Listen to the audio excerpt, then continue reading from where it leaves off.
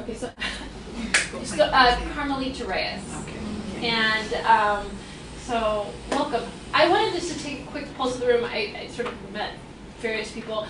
How many people here teach like ELD English? Anybody? Okay. A couple people? You kind of do when you're doing other things. How many people teach Spanish to non-native Spanish speakers? How many people teach Spanish to native Spanish speakers? Okay, so we have kind of a mix.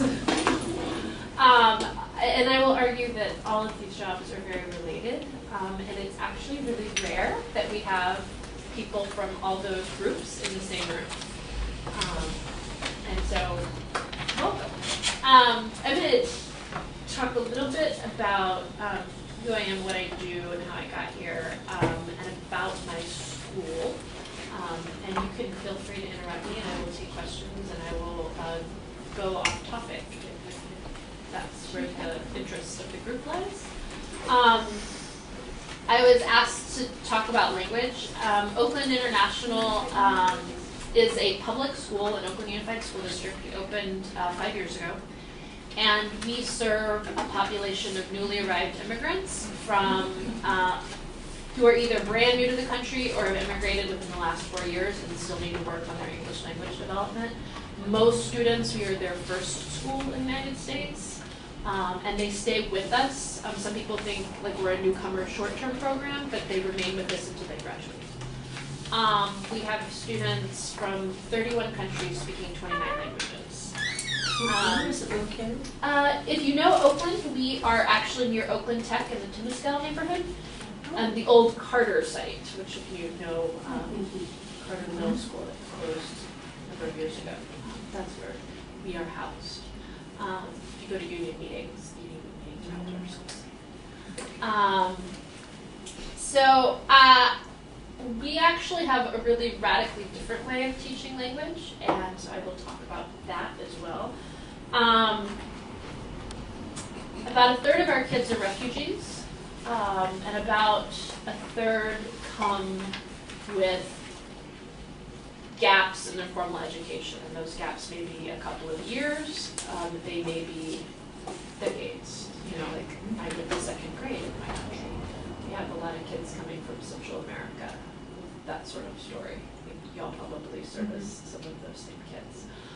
We have kids who came from war-torn countries where they didn't have opportunities to go to school. We have Liberian refugees that had really limited schooling.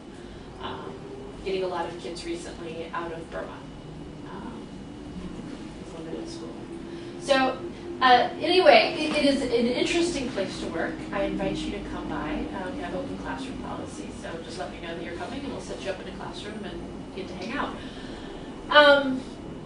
I'm going to start just by talking about what's happening in California and Oakland, and these numbers are a little bit dated, but they give you the general trajectory. I don't have much positive to say about Republicans, but they did pass No Child Left Behind, and the only thing I have good to say about that is it forced people to start collecting data on what are the outcomes for immigrants, instead of hiding that data, sort of, and it's forcing districts and schools and teachers to sort of analyze what's happening for their ELL students. And I know that that's what's been a big help in Oakland. So I'm gonna, this is a little, so this is the 4-year dropout rate for California and Oakland. And this is for 2008, so hopefully this has gotten a little bit better, but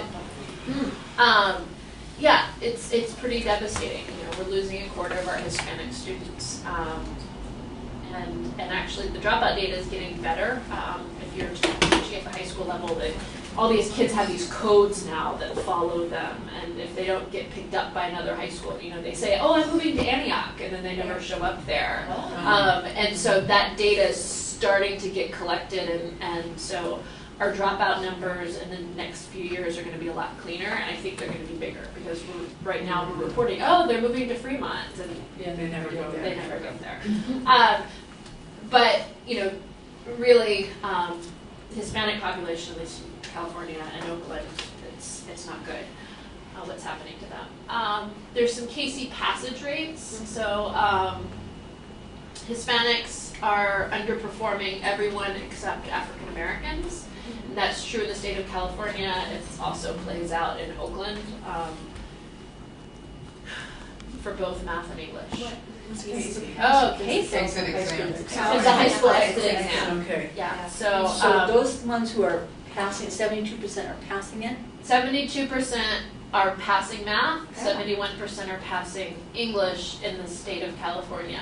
The 10th graders, and for those who don't know, 10th grade is the first year you have the opportunity to take it. So on their first try, roughly 70% of kids are passing it. But you compare that to white and Asian students who are, and then you start looking at Oakland and the numbers are a lot grimmer.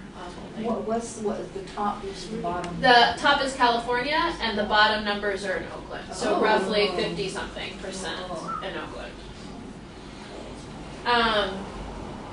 So this is just Hispanics generally, and that includes students who are native English speakers, long-term English language learners, and newcomers. So when you start looking at English language learners in California, those numbers go down.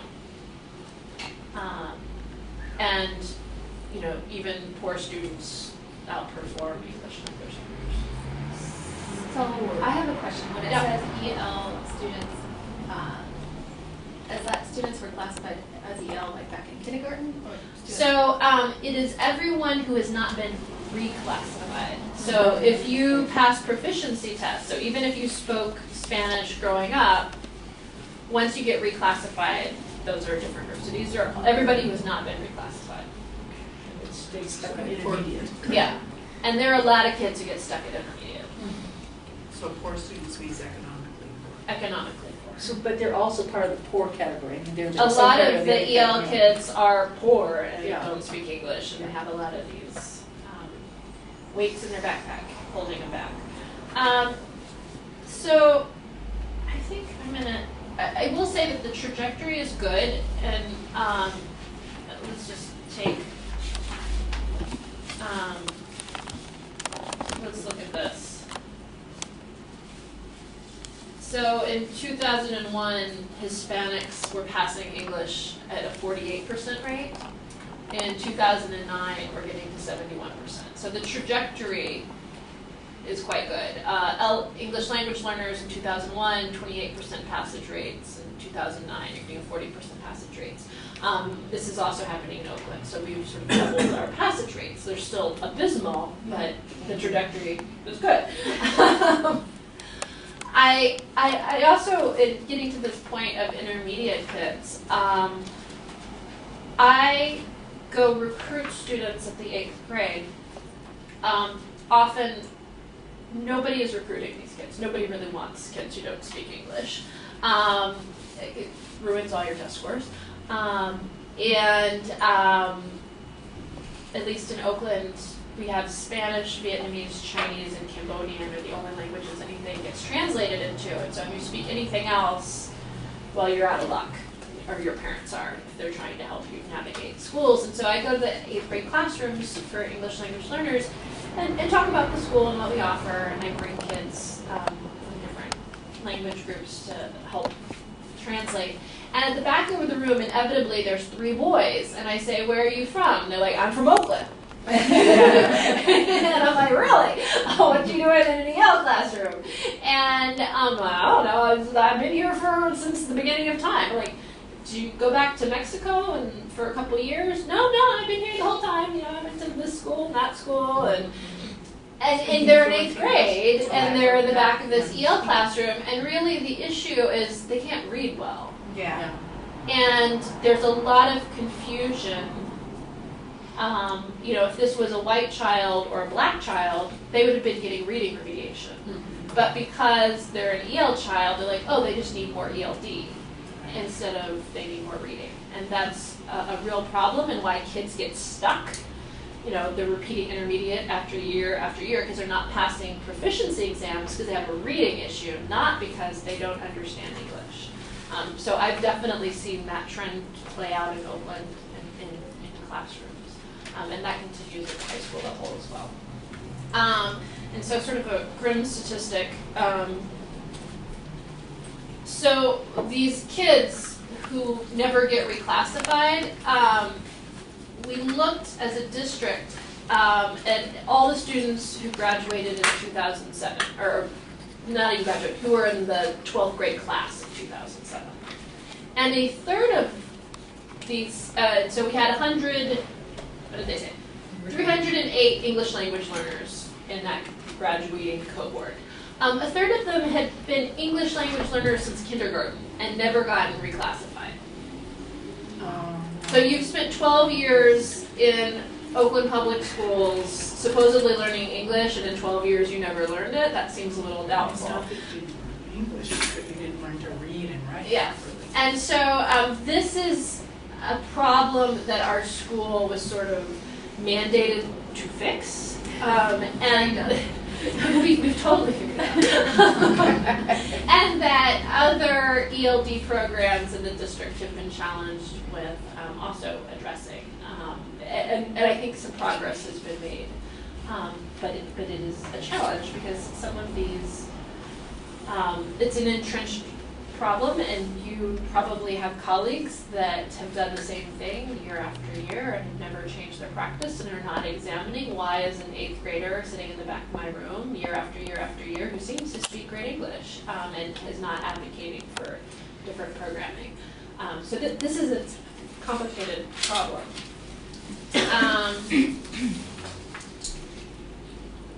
So basically there is, what happened to my little, there is also an achievement gap in terms of different English learner populations. So Spanish-speaking students make up 70% of EL students in California, and Chinese kids make up 13%. But when you look at what we call it, FEP, these are kids who've been redesignated. Yeah. There's disproportionately more Chinese kids that get redesignated each year compared to Latino students. So this should be 70-70, 13-13 if it was completely proportional. And if anybody has ever been to China or tried to study Chinese, this language is ridiculously hard, and there's absolutely zero cognates between Chinese and English, and yet what's going on there? Because if anything, these numbers should be reversed. I mean, there's so many cognates between Spanish and English and so much commonality. And so that's, I think, some of the work that educators have to do. What is going on there? And there's a lot of, sociological, economic stuff. I'm sorry. Yeah. Could you explain that basic point once you can? I'm just taking notes. So this is about. So these numbers here represent the percentage of students of English language learners who speak a language. So 70% of English language learners speak Spanish, 13% speak Chinese. All right. These numbers here are annually, or the percentage of students, the percentage of these groups who have been redesignated as proficient in English. So if 13% of your population is English language learners, eventually you would have 13% getting redesignated as being proficient. Similarly, this number should be 70. But instead, fewer Spanish speakers are getting redesignated, and disproportionately more Chinese speakers are getting redesignated. So how does that figure, I'm not sure how and where they pull that statistic, and how much that includes kids who just dropped out because they weren't making it, because that would add the statistics as well. Yeah, absolutely. So I think there's a lot of factors leading into this. Who has higher dropout rates, there's socioeconomic factors, there's factors of your legal status in this country. Most Chinese kids come with legal status, not all. Some of them jump visas, and but in our school, most of those Chinese kids, they know that if they graduate, they can go on to college, and so there's a motivational thing going on too. Yeah. I don't want to get too far away. Sure. This almost looks like an argument against multiplication because it sort of says that if one is forced to learn the language because there's less room for you to understand the second language, because there's less similarity between the first language and the second language, then one eventually does better in school. I don't know that I would make that argument, and I can sort of wax philosophically about that. But I will say that depending on where you are, and like if you go to Franklin Elementary in Oakland or Oakland High, you're surrounded by Chinese kids, and you, in the same way as if you go to the Fruitvale in Oakland, you can speak Spanish all day and feel very comfortable. And so it depends on sort of where you immigrate to. But I do want to jump in on Diane was saying, is that we call these lifers, people, even kids that are born here, and we find more Spanish-speaking lifers in San Francisco than Chinese-speaking lifers. And also, it does seem like a slightly higher percentage of them spent at least 3 or 4 years in bilingual class. So, on the one hand, we want bilingual to be a positive bridge that supports the transition, but on the other hand, sometimes it just becomes a reason not to gain English proficiency, and that's the argument that the Republicans grab and run with. Right. And so I'm going to talk a little bit about different, my thoughts on different forms. I will argue that more than a system of teaching English, we need to get rid of bad teachers. And so I want to talk a little bit about bad language teachers, and those are teaching English or Spanish or French or what have you. I think they have a lot in common. And as an administrator who works sort of exclusively with teachers of language, I have sort of a different hat on than maybe other administrators who aren't attuned to the issues. At least at the high school level, a lot of administrators like to come in and see everybody on task. Yeah. And quiet and focused.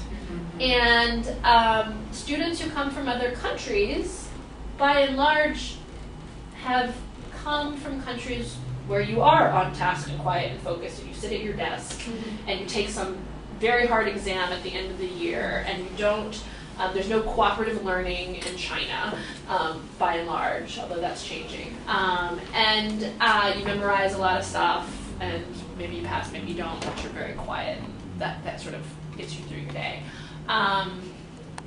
And so administrators are kind of looking for kids to be doing this or to be paying attention to the teacher. And you see this teacher, and whether they're an ELD teacher or a foreign language teacher, and it's like, Maria, ¿cuántos años tienes? Yo tengo bla bla bla años. Manuel, ¿dónde está tu mamá? Mi mamá está en el supermercado. And you go and, they've done the whole worksheet from the book, and every kid has gotten a chance to answer one question. And if you timed, speaking, the teacher did at least 50% of the speaking. And collectively, the rest of the class did 50% of the speaking, but each kid had one sentence. So in a 45-minute class, I got to say one sentence in Spanish or English or French. But the class, from an administrator's perspective, who pops in for 5 minutes, oh well, everybody's on task and practicing, and it seems very in control. That's great. And I would argue that was a horrible, horrible class.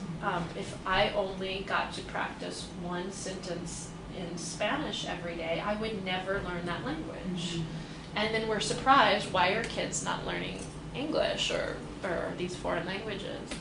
And when you put students and language learning at the center of the classroom, and you make sure that the majority of the time students are speaking and writing and reading, it looks a little messier.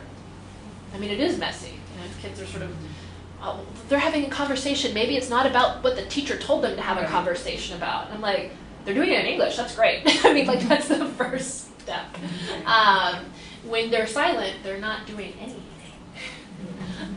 So I think some of you do peer observations at your school, some of you may be department chairs, some of you may be moving into administration. And as you're doing classroom observations or peer observations, really take note of the amount of time students are using language versus passive amounts of time where students are listening to the teacher. And it's a really shocking statistic to start looking at. And so I would encourage you to do that. So getting to this hot mess of how do we teach English, this is like, people in California are kind of crazy about this. There's very political, very emotional, not much based in research. People have intuitive ideas about how English should or could be taught based on how they were taught.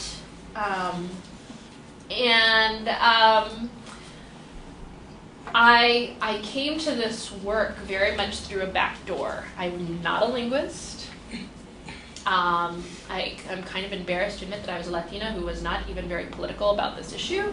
I was a history teacher by training and ended up in the Fruitvale with a lot of English learners in my classroom, maybe 10% newcomers. And I found myself teaching English, which I was not trained to do, but ended up doing that. And sort of tasked with helping these kids, acquire language. And there were all these people who were really rabid about bilingual or English only or, dual immersion or, all this sort of stuff. And I really didn't care. I just wanted something that would work and that I could do. And so I started looking for models that were out there that were replicable. And I think that's one of the keys. That's not dependent on finding the best 20 teachers in America and putting them all in one school. That is not dependent on, some activist parent groups getting behind the school. Like, what is really doable? So I was working in the small school movement in Oakland, and in the early days, like now there's lots of small schools, but at first we were the only small high school, and there weren't a lot of examples. And working with Stanford, we said we want to see some examples of functional small schools because we were trying to do what big schools did with fewer people, and that didn't really work. And so, you don't have a French and a Spanish and a band and a this and a that in a school with 200 kids. And so we went to New York, and because they have a lot of different types of small schools there, and I said, I really want to look at schools that teach English language learners. And so that's when I came in contact with the Internationals model. And it is a model. It is not the model, but it is a model. And what I really liked about it was that, by and large, I think the teachers are good. They're not phenomenal. It's not dependent on getting, amazing teachers all in one place. It's replicable. I mean, they have 10 different or 12 different schools now in New York City, in all parts. Their first school, I think, is the least replicable. It's the most famous. It's called LaGuardia, and it's on a community college campus. The kids there they just have extra resources because they're on a community college campus. And the kids actually are a little bit more affluent than in some of the other schools. And so a lot of people want to see it because it's the oldest and has a lot of history. I actually would not recommend you go there unless you have a community college that would like to host you. But the other schools, they're regular teachers, but they have been taught a new system of teaching English, and it is this. And this is where things get a little murky. And so I'm willing to discuss sort of the pros and cons of this approach. We take all the newcomers and all kids who've been here for a few years, and we stir them up in a pot. And then we assign them to classes. And so in a class, you will have up to 25 students. You will have some kids who've been here for a few years, and some kids it's their first day in America. You will have 9th graders and 10th graders in the same room. Students stay with the same cohort of kids for 2 years. So that's what, from the student population, it looks like. From a teaching standpoint, you usually have 3 or 4 cohorts of kids that a team of teachers operate with. So you have an English, a math, a science, a history, and an elective teacher, that they own those cohorts of kids. And they own them for 2 years. And the students sort of experience school kind of like elementary school, where they go with their 25 peers, like they stay with that group of 25 all day, and they sort of rotate teachers. And so this is a structure that has a couple of benefits. One, it allows teachers to know kids and their families deeply. I think most of you realize, like, you find out something in April about a kid that you're like, oh my God, if I'd known that. and then they're out the door. And so to have them there for another year. One of the other things is, when we have 29 languages in a school, I don't speak 29 languages, no teacher does, and it allows kids to become teachers and empowers them, on their first year in a classroom. Maybe they're the ones who are stupid, they don't understand, they have lots of questions, they don't understand the systems. The second year in that classroom, they understand the systems. They know that teacher, they understand how the school works, and they have a year of English under their belt. And they are the people who are helping initiate the next round of newcomers coming in. And they are doing the translating, not the teacher. And so, in that work of translating, and some people say, well, why aren't they using English? I said, figuring out what is the teacher saying, translating it, spitting it out in another language. That's difficult, deep language work. Yeah. And this is where it becomes tricky. If this student who's new solely relies on me, the translator, and doesn't start picking up the language themselves, then then that student's a crutch. But it's a necessary crutch in that first 2 months. And so you have to start reeling back that scaffolding, and sort of weaning the new student off. And that's that's the work of teachers. And I would say one of the most difficult things about teaching in a heterogeneous classroom is sort of managing all the levels and all the needs of kids. You need to be pushed because you've been here for 3 years and it's your first day, and you don't really understand the past tense, but you do. And it is very difficult to create lessons that meet every kid at these different points and challenges them at their different points. And I think that is one of the most difficult aspects of the International's approach to teaching English. One of the other key things is it is not up to the English teacher to teach English. It is up to every single teacher in that school to be teaching reading, writing, and speaking.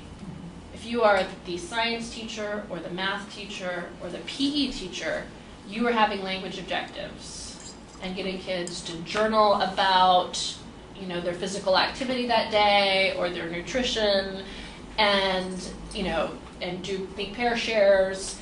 And it is not enough if you immigrate at age 14 to have a 1-hour class or even a 2-hour class that's going to get you to passing the Casey in 3 years, unless you're brilliant. There are some brilliant kids out there.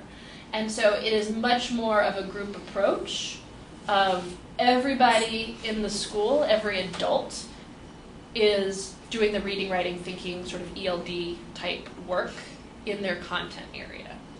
And so that's one of the other really different approaches. So are the math and science classes taught the same way, where you have a group of kids that are all different levels? Yeah, and that kind of blows some math teachers' minds. Yeah, how does that work with kids that have to meet the requirements to do biology, chemistry, or trig, or all the different levels? So we do some interesting things. We spread biology across 2 years because we actually find that is one of the most language-intensive courses. Because,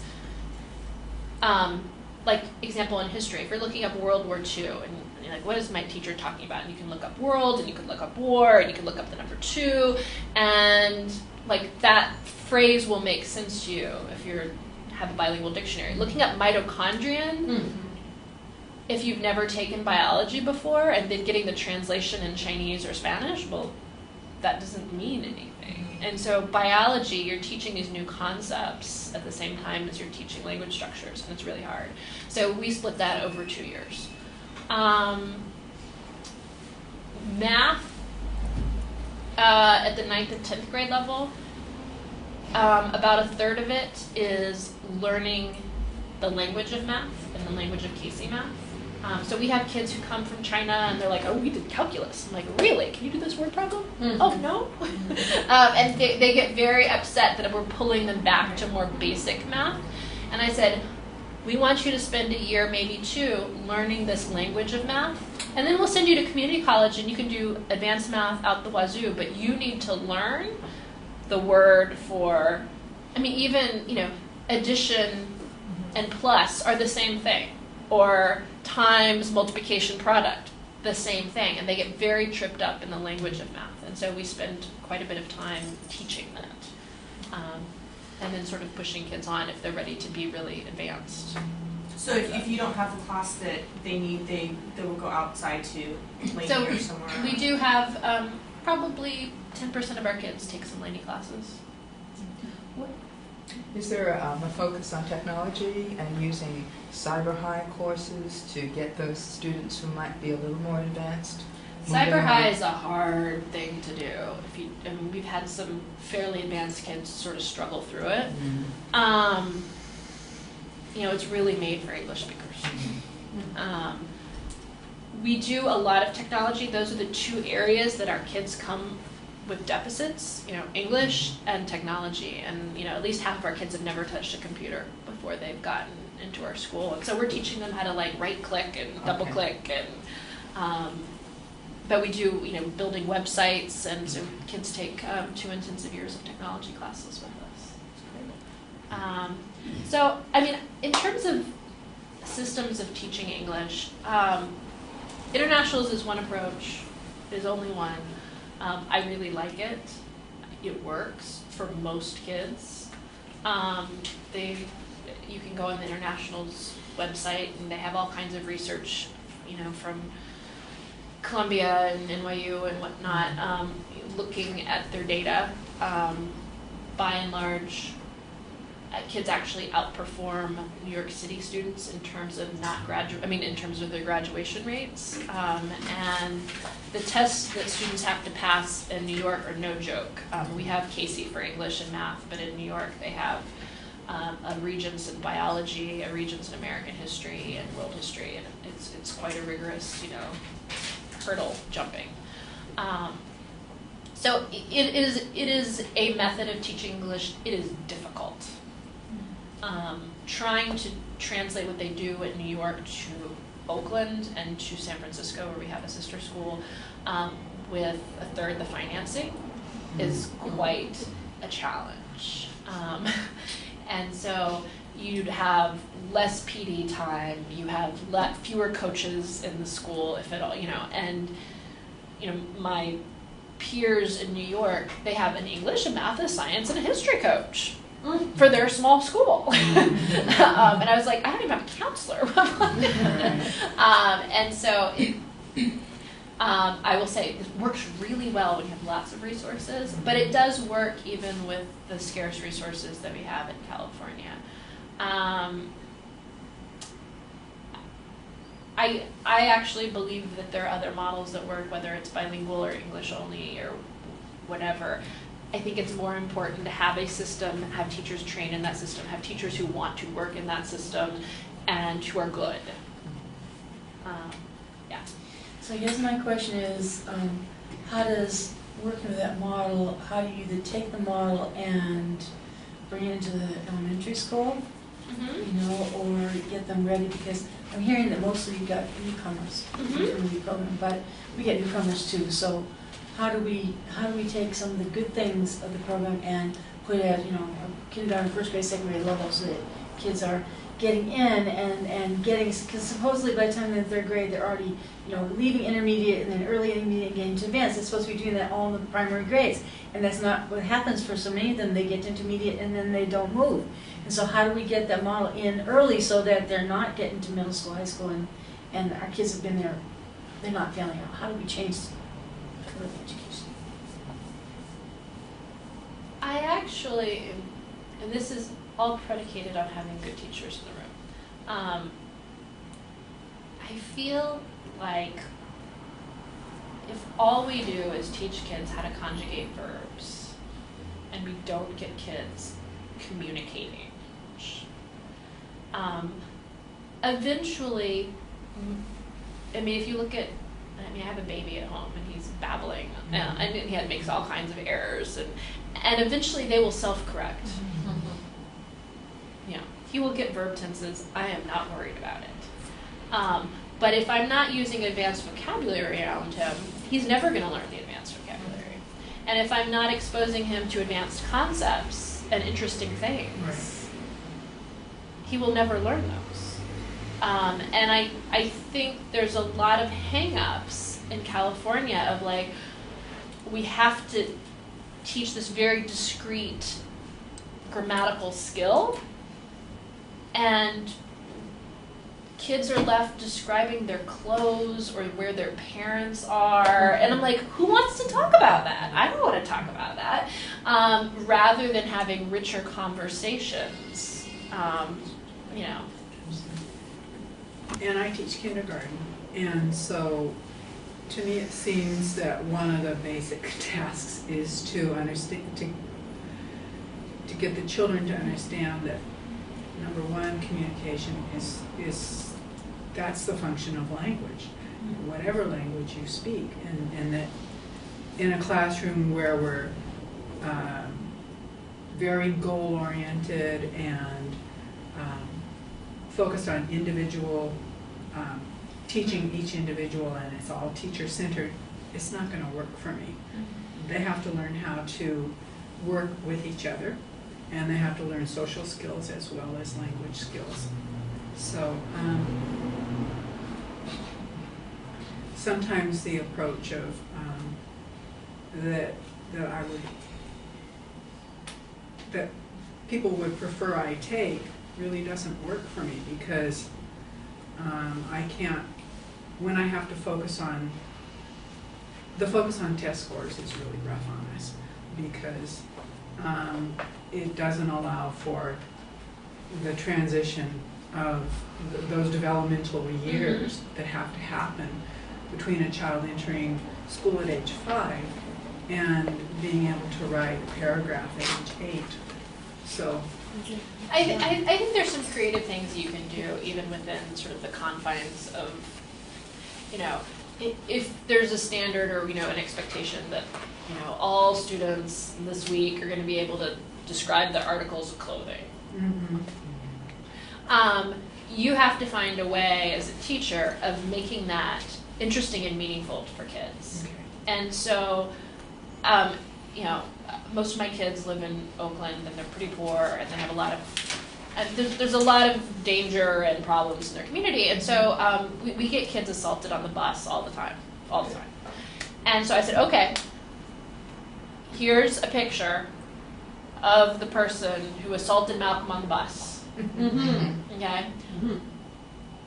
You're going to call 911, and you need to give a police officer a description of that person. And I mean, the kids are like on it. Because this is something meaningful to them that they need to learn how to do, and they want to do. And then they learn all the parts of the, the body or Right. the clothing, and then they're asking for words. How do you say da da da da da da da da versus a teacher saying you need to memorize this list of 30 things. So make all lessons very relevant. Yeah, I would say that. If there's a discrete set of skills that kids have to do. But I just see a lot of ELD kids getting segregated into these workbook classrooms that are not very interesting. Those workbooks are not interesting. I mean, they're very good at teaching the mechanics of a language, but they're not what I would want to be doing all day. Meanwhile, the other classroom, they're, doing project-based learning, and I'm sitting here putting ED on the end of every word. And so you have to figure out how do you get that project-based learning into your classroom. And how do you get the balance between you need to do? Yes. When you were talking about biology and math, the curriculum that you use the state texts, or do you have an alternative text with those? How does that work? In Oakland, we all have to use the state-approved, adopted textbook, and you have to have it in your room, and they come and count them each year. And we use them some. Teachers create a lot of their own work. We have classes where, like in my computers class, they were reading a book for a 6-week unit. And the kids are like, how are this supposed to be computers? Why are we reading a book? And I'm like, this is going to help you learn English. Okay. And it was a book about computer hackers that were teenagers. Of course. And so in the same way, we bring in a lot of these outside materials that teachers have found. We have teachers who rewrite texts and simplify them. Does the international school have their own curriculum? They, yes and no. We have a huge online bank of units that teachers have done. So if you want to say, how do I teach, the French Revolution, how other teachers done it? I'd say the international schools' approach to learning is, one of their other things is autonomy. And that you are given a group of students with a group of other teachers, and if you lived in France and have all these great slides of the French Revolution and that's really a strong unit for you, go do it. If you have lived in the Dominican Republic and want to talk about revolution there, go do it, and so that we're not in lockstep. And it's more about, who are your kids? Each international school is really different. Some have, the Bronx have a lot of Dominican and Caribbean kids, and in Manhattan it's a lot more Asian kids. You have to sort of adapt. So we do have a curriculum, but it's not sort of mandated or anything like that. I have a question. So when I taught between 1995 and 2000, and so I left just as the standard thing was really getting going. But when I started, it was just like, here's your classroom. You don't have any books. You don't have any structure at all. Go to it. And so, as a new teacher, plus I was actually trained to teach high school, and then I ended up teaching elementary school. So I had really, it was just like, okay, what am I going to do? And so I sort of have, I think the replicable part was sort of important to me, especially because I was doing bilingual, and there was no plan, and nobody had a plan.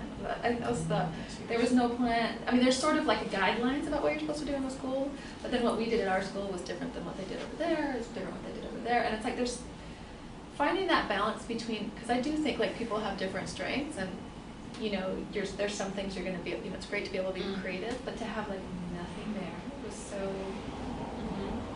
not good. To find that balance, and it's and then so I went from, oh my God, we need some structure, and then they're wham, structure. And it's way too much. It's how do you? Well, there's some backpedaling. I think the new Common Core standards that are coming out for language arts, or from everything I've heard, quite good, and they're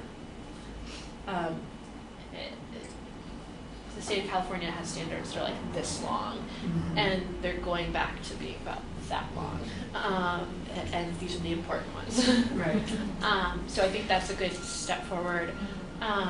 When I was teaching humanities, I was not collaborating with the EPH teacher, which is the teacher who teaches Spanish to native Spanish speakers.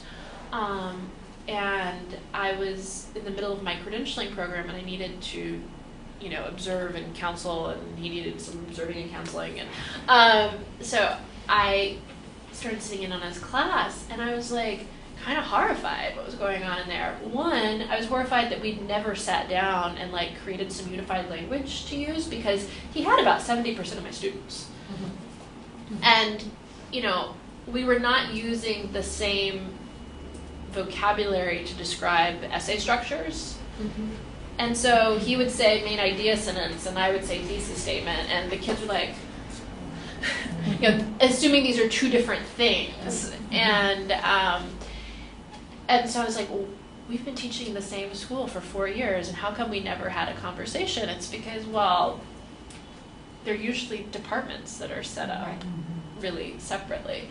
And so I would really encourage you to sit down with the language teachers, sort of, and to try and have some coherence.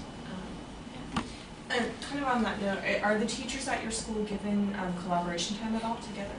So this is one of the challenges of my funding. In New York, most of the schools, teachers have 2 planning periods a day, and one is to plan, and the other is to meet with their team or somebody who's co-planning a project with them. And so an hour a day is strictly meeting and collaboration time. You know, when we cannot afford this, we barely afford paper.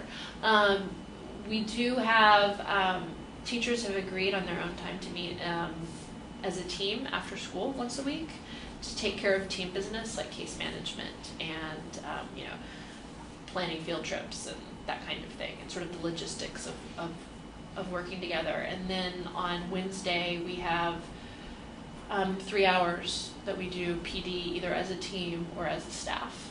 And then we have some rich professional development.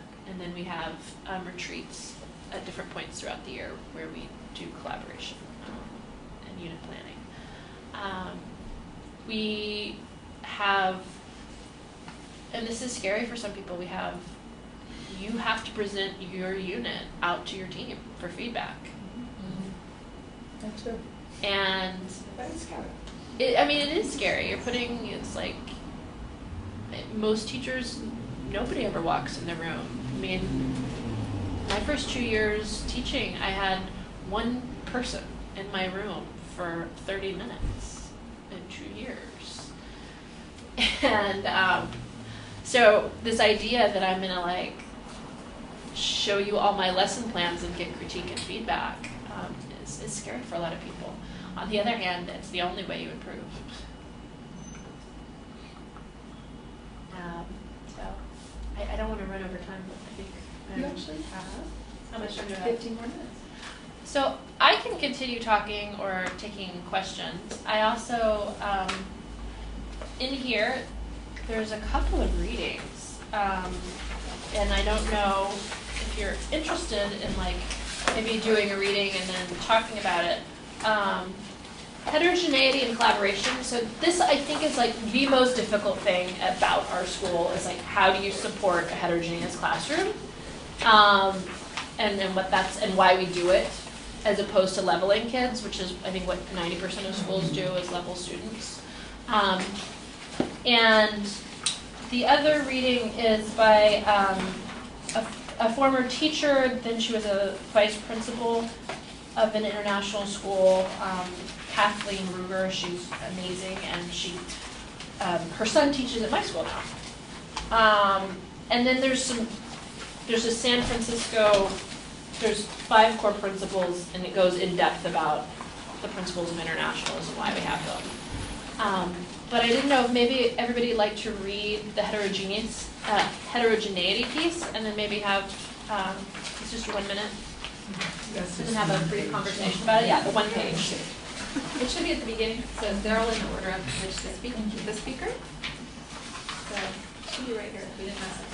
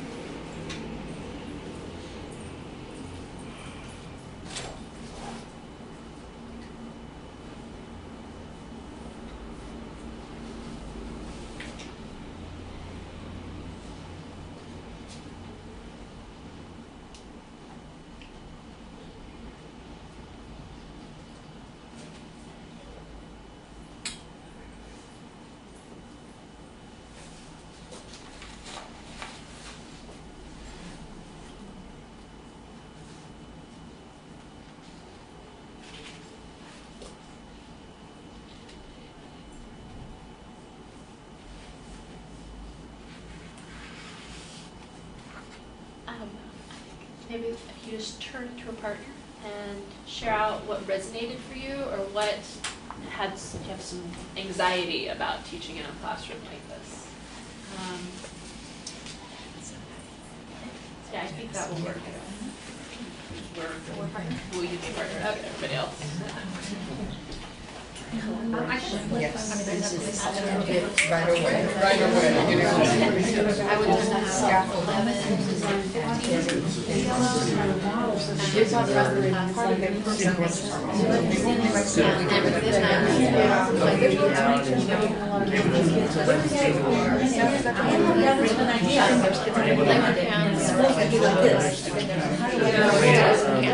You know what I mean? And in some ways, I think it was really so benefits none of the rest. especially in the school that I was working at, integrated. They were together. I was doing like South Point is like Spanish. So I felt the good thing about that was that kids that were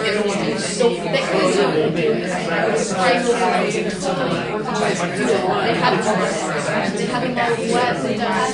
Just not just a smart kid, but smart arts. I felt like that's what they would always be the smartest kid in class. So I felt like that was really positive. And at the same time, I felt like I would have really smart, interesting.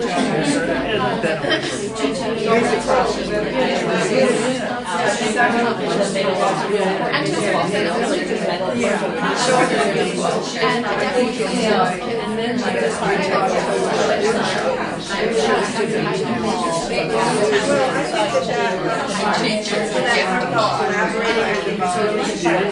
I mean, people say, well, they're teaching you know, I don't know. There's other ways to teach partnerships. So to bring back, I definitely do. That's right. It's about that. That's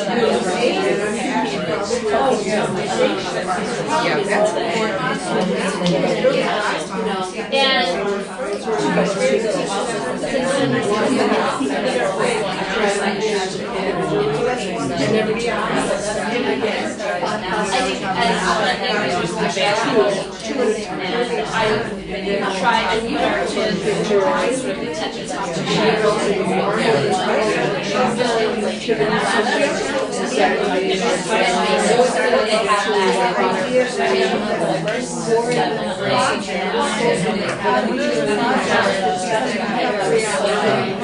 and then I have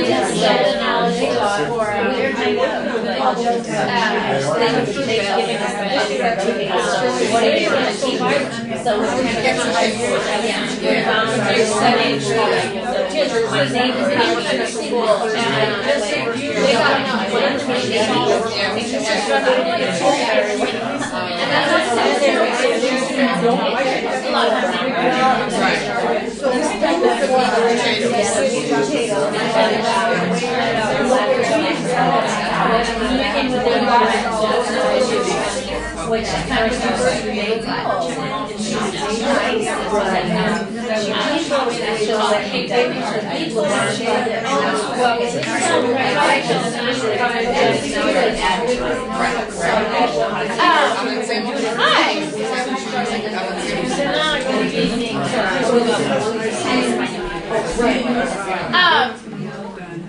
people had things to say, clearly. Is there something that you're just dying to get off your chest, or a question or thoughts about heterogeneity? I think it's really difficult, so I like that you can wrestle with this. I went to training earlier this summer with some people from WestEd, people familiar with WestEd, West Educational Collaborative, and their whole idea of like initiating this was to create structures, language structures like think, pair, share, like a jigsaw, like these things that people might be familiar with, and that when you could get the kids to learn the structures, then you could design the lessons along that, so the conversations all within their group is, heterogeneously or homogeneously depending on the task. You're trying to do that the structure is the one where you release them, and then you're not, because the model they want us to do all the time is direct instruction all the time. Oh, yeah. And we got to be able to release the kids so they can do that communication. Well, and you speak great English. You don't need to be the one practicing your English. I mean, that's really where it's at. Other issues? I don't know if you remember me, but I did a project at the International School a couple of years ago, so I spent some time in some of the classrooms. And so You were in our rough days. We were just barely getting well, and started. the funding was almost cut, I remember, because Yeah. I was attending a lot of the meetings that, that were going on, and the students were testifying about how important the school was for them. But I have to recount that the first day I spent in a classroom observing one of the classes, coming from a place where I was more used to teacher-centered classroom, the teacher control in the classroom, the students respond. The first day that I walked into a class coming from this perspective, I felt like it was sort of chaos. There were students speaking multiple languages, there were students getting up and moving around and talking to other students, and from an outsider's perspective then I was totally overwhelmed. This just seemed to be chaos. But the more time that I spent in the classroom, the more I realized how much learning was actually going on, but I wasn't perceiving it because I was applying sort of a different lens, a lens that I was used to the classroom. And I wasn't appreciating the question of heterogeneity and what all of the students were contributing to this learning environment. And it was really a rich experience for me in terms of my own development as a teacher. And so I just recommend, and you mentioned before, if anybody was interested in attending a class that you all might want to. It was a really important learning experience for me, and I felt like I learned a lot and was thankful for the opportunity. You know, I think that just in terms of thinking of what you just shared, the idea, there's a line here that says, create experience for others that one has never had or may not understand. And I think that for me, one of the critical pieces in terms of teaching language or teaching in general is the idea that we need to think about how are we teaching. Are we teaching how we were taught? It's like we tend to parent how we were parented, and we tend to teach how we were taught, unless we are cognizant of trying to do something different. And I think for me, the idea of using projects or using themes, I've done it with kindergartners, I've done it up through adults. It's so powerful because it gives a basis, it gives the meat of what it is we're talking about. Why are we communicating? You know, and so because we use language to communicate, we don't use language to do a grammar chart. You know? So I think that to me, that's been so powerful over the years. That idea of when you bring the collective knowledge or interest to the table, then people have. We're giving up some control, but actually we're not, because I mean it's this collective experience, and it's so amazingly powerful. And students exceed standards. They not only meet, but many times exceed. So I think, yeah, it's about giving up that control and thinking about: are we doing this? Are we just replicating? I'm not interested in replicating. You know, I'm interested in pushing outside, and because I didn't have the kind of education I would have liked to, you know, and so I'm interested in pushing the parameters. The word variety jumped out at me too, that and collaboration. And sometimes if you step back and let the students put it out there, you know, I didn't know a punishment was kneeling in the rice. I mean, you know. I mean, something as small as that made me say, whoa, you know. Yeah, when I was getting my teacher's training in like '93, this was a strong point of the program that I attended, that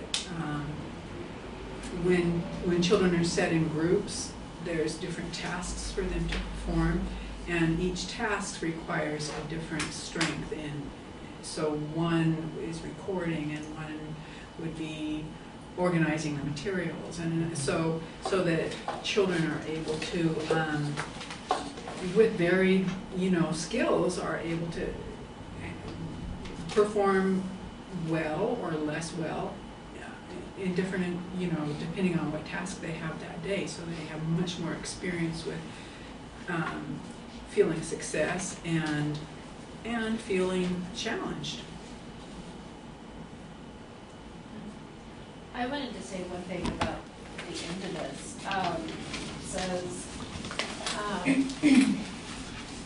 Talking about collaboration must exist at all levels of the school.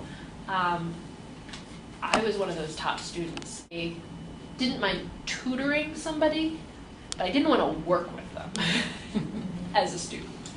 And I would say that went true as an adult as well.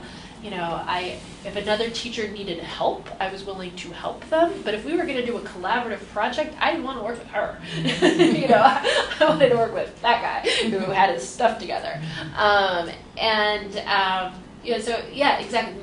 We replicate, and as adults, we're students too. And I've had to be very clear with some people about, you are on a committee, or you are on a team, or you are on a project with this other person, not just for your benefit, but for theirs. And they need to learn from you. And together you can get some work done. And I know you would rather work with this other person, but we need to build capacity on the staff, and if you always work with that other person, we're not building the staff. And so I think that's some of what I've taken away of how you have to because you have heterogeneity on any staff. You always have your weak teachers or your new teachers or what have you. And I would encourage you, this A Teacher's Odyssey. It's a lovely story, and Kathleen is super reflective about her practice, and I think she was a very good traditional teacher, and she completely revolutionized the way she taught. And so it's 5 pages, and if you get a break today, read it. She was a founding teacher at LaGuardia, the original school, and then she became a vice principal and then a principal mentor. She retired, and she mentors international principals who are opening schools. And she's great. Okay, and I think we're out of time. Thank you. Okay, thank you.